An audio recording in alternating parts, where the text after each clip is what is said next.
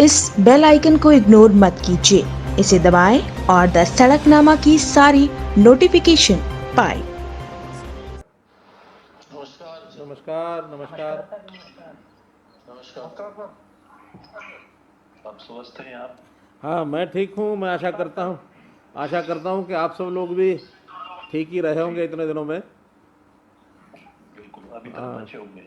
दिन बहुत जिसको कहना चाहिए कि गंभीरता दिखाने के हैं और सब लोग गंभीरता से इसमें अपने आप को भी ध्यान में रखे हुए होंगे, परिवार को भी सुरक्षित रखे होंगे, बाकी प्रोफेशनल जो साथी हैं, जनता के बाकी लोग हैं उनको जागरूक करने का काम भी आप कर ही रहे होंगे।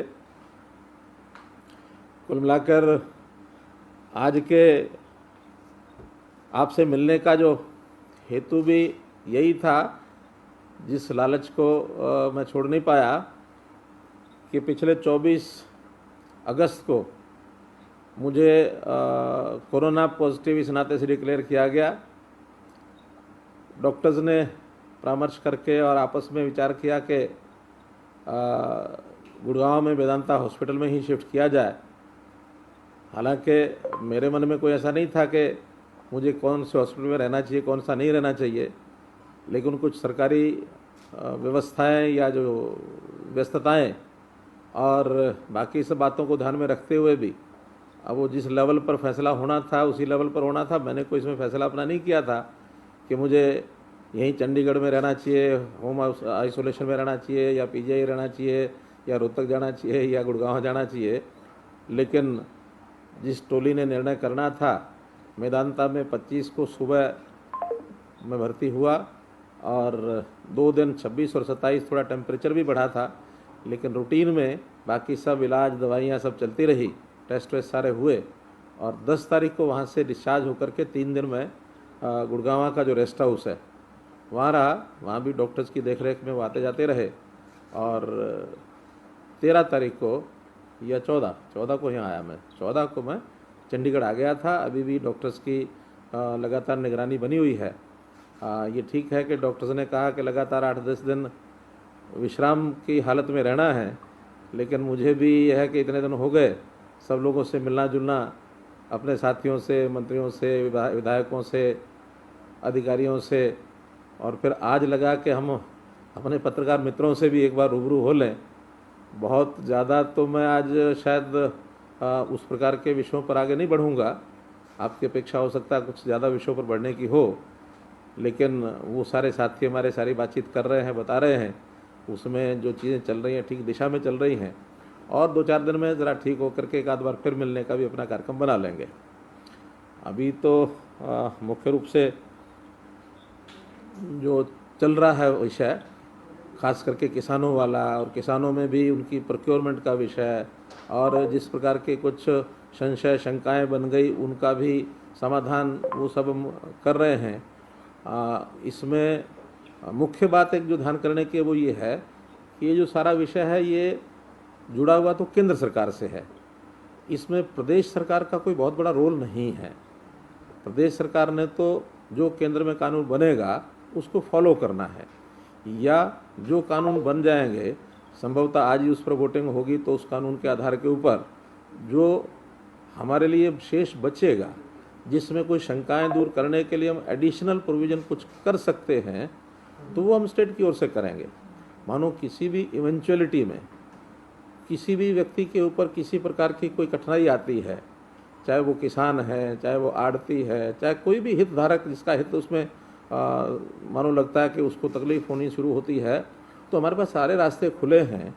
जो उस एक्ट की लिमिटेशन है उस लिमिटेशन के अंतर्गत जितना भी हम कर पाएंगे सब काम करेंगे।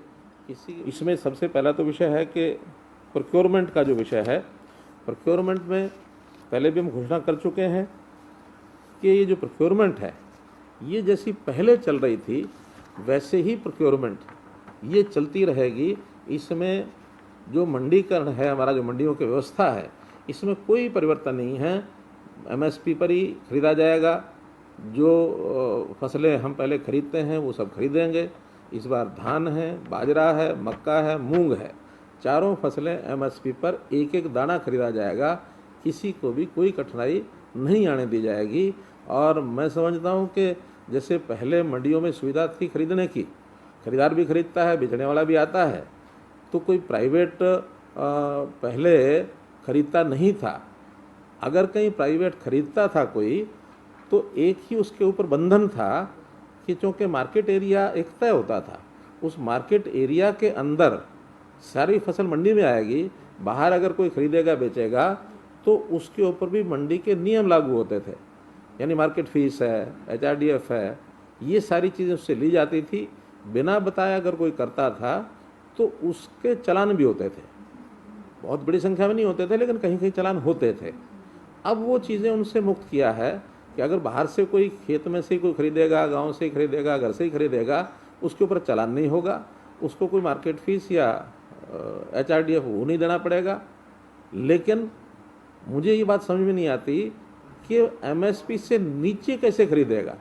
जब एक तरफ मंडी में MSP पर खरीदने की गारंटी है, तो दूसरी तरफ किसान की या किसान नेता जो शंका पैदा कर रहे हैं, क्योंकि वो किसानों की शंका नहीं है, वो इन सो कॉल्ड किसान नेता हैं जो जिनके पीछे राजनीति काम कर रही है, तो राजनीतिक तौर पर उनको भड़का रहे हैं कि बाहर MSP लागू करो। जब MSP हमारे घर में लागू है, बाहर बेचने का कोई उसको विकल्प है नहीं, वो यहाँ के बेचेगा। हाँ, MSP से ऊपर अगर कोई खरीदेगा और बाहर खरीद लेगा तो उसको सुविधा बेचने को भी है, खरीदने को भी है, उसके ऊपर टैक्स भी नहीं लगेगा। तो इसको बिल्कुल समझने की ज़रूरत है कि कहीं इसमें MSP मंडी से बाहर का प्रावधान, क्योंकि केंद्र सरकार भी उसको कर नहीं रही है और करने का उपयोग भी नहीं है, क्योंकि विकल्प MSP का खुला हुआ है। तो इस नाते से एक विषय क्लियर करना है। आज हमने एक सब जगह डिप्टी कमिश्नर्स को एक पत्र लिख दिया है, जिसके अंदर साफ ये लिखा है कि Haryana government is committed to farmers welfare and has assured that the government would continue procurement of crops at the minimum support price MSP through the establish mandis of Haryana state agriculture marketing board. बिल्कुल हम committed हैं और ये circular सारा हमने भेज दिया है। इसके अंदर हमारा चाहे फूड एंड सप्लाई डिपार्टमेंट है, चाहे स्टेट एजेंसीज़ हैं जो सब प्रोक्योरमेंट करती हैं, इसमें सारी प्रिपरेशन जो उनको करने के लिए बता दिया है। बल्कि यहाँ तक कि इस बार हमने केंद्र को पत्र लिखा है कि जो प्रोक्योरमेंट का समय है वो 1 अक्टूबर को होता है, लेकिन इस बार हमारी तैयारी है कि हम उसको 25 सितंबर से भी कर सकते हैं, क्योंकि सेंट्रल गवर्नमेंट के बिहाफ पर करना होता है, इसलिए उनकी परमिशन चाहिए। मुझे लगता है अगर हमको परमिशन मिल गई तो हम उसको 25 सितंबर से ही चालू करेंगे, वरना 1 अक्टूबर से तो चालू होना ही है, वो पहले का प्रावधान है। इसलिए किसी भी प्रकार का कोई ढिलाई नहीं बरती जाएगी।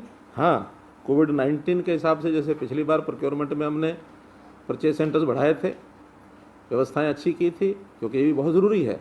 जहाँ प्रोक्योरमेंट ज़रूरी है वहाँ कोविड-19 के प्रति सावधानी बरतना ये भी बहुत ज़रूरी है।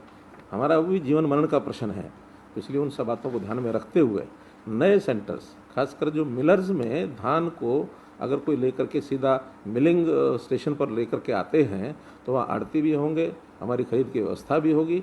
लगभग 150 से 200 इस बार जो मिलिंग स्टेशन या मिल्स हैं, ऐसे मिलर्स के जो प्रेमिसेस हैं वहाँ पर भी ये खरीद की जाएगी, ताकि सोशल डिस्टेंसिंग का इसका उसका ध्यान थोड़ा रखा जा सके और उसको हम डिस्ट्रीब्यूट कर सकें।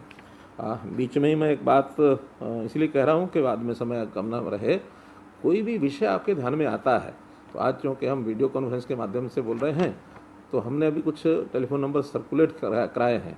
हमारे नीरज जी का है, फिर किनका दिया है, मोहित सोनी का है, ध्रुव का है, ऐसे नंबर सब चले गए ना। तो ऐसे सब नंबर्स पर हम साथ साथ फ़ोन करके कोई प्रश्न है तो हम लिखवा सकते हैं, ताकि फिर मेरे पास वो प्रश्न आ जाएंगे तो मैं उसमें से जितने भी संभव होंगे टाइम की मर्यादा के हिसाब से उनके कुछ उत्तर मैं दे पाऊँगा। तो एक विषय तो ये मैंने क्लियर कर दिया कि किसी प्रकार की कोई कठिनाई इसमें नहीं आने वाली है। कुछ इसमें हमारे आड़ती भाइयों के भी कुछ विषय हैं, उन विषयों पर भी मैं ज़रूर एक चर्चा करना चाहूँगा कि उनकी कुछ, हालांकि कोई नए विषय पहली बार है ऐसा नहीं है, ये हर साल पिछले साल के कुछ पेंडिंग इश्यूज वो चलते हैं। कभी दामी का आड़त का विषय है, पेंडिंग हो गया, कभी इंटरेस्ट का विषय होता है वो पेंडिंग हो गया, कभी लस्टर लॉस की बात आती है, तो वो हम सेटल कर रहे हैं सारे। उसमें किसी प्रकार की कोई कठिनाई वो आड़ती को नहीं आने देंगे। हमने जहाँ तक इनकी जो दामी का विषय है, ये दामी पिछले साल बाजरा और धान कुल मिलाकर के 252 करोड़ रुपए की दामी बनी थी, वो सारी की सारी पिछले साल की पे कर दी गई है। इस साल गेहूं और सरसों, इसमें भी 309 करोड़ रुपया पे किया जा चुका है। 56 करोड़ रुपया भी बाकी है।